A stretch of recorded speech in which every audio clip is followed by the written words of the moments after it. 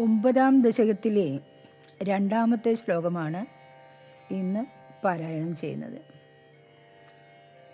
താമരപ്പൂവിനുള്ളിലെ ബ്രഹ്മാവ്,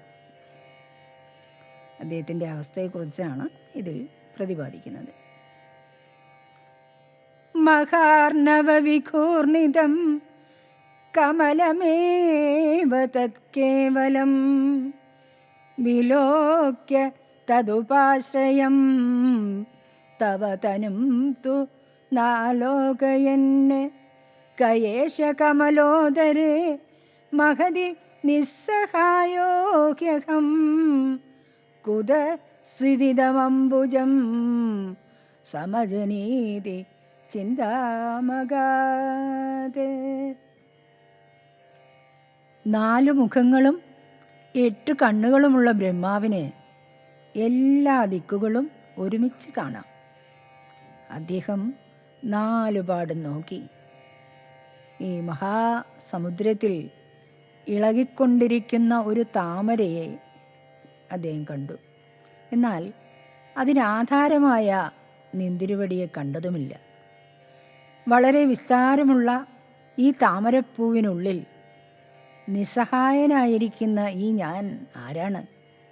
ഈ താമര എങ്ങനെ ഉണ്ടായി എന്ന ചിന്ത വീണ്ടും ശക്തിയായി ബ്രഹ്മാവിന്.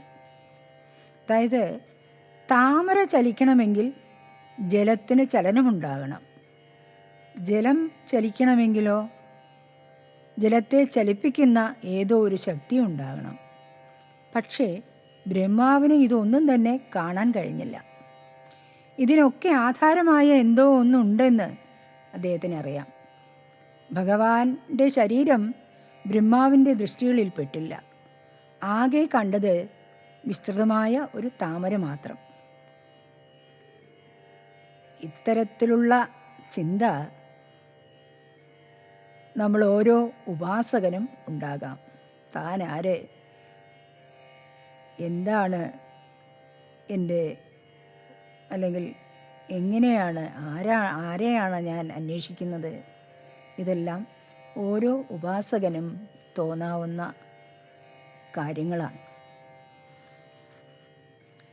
മഹാർണവവിഘൂർണിതം കമലമേവ തത്കേവലം വിലോക്യ തദുപാശ്രയം തവ തനും തു നാലോകയന് കയേഷ കമലോദരേ മഹതി നിസ്സഹായോഹ്യഹം കുതസ്വിദിതമംബുജം സമജനീതി ചിന്താമഗാത്.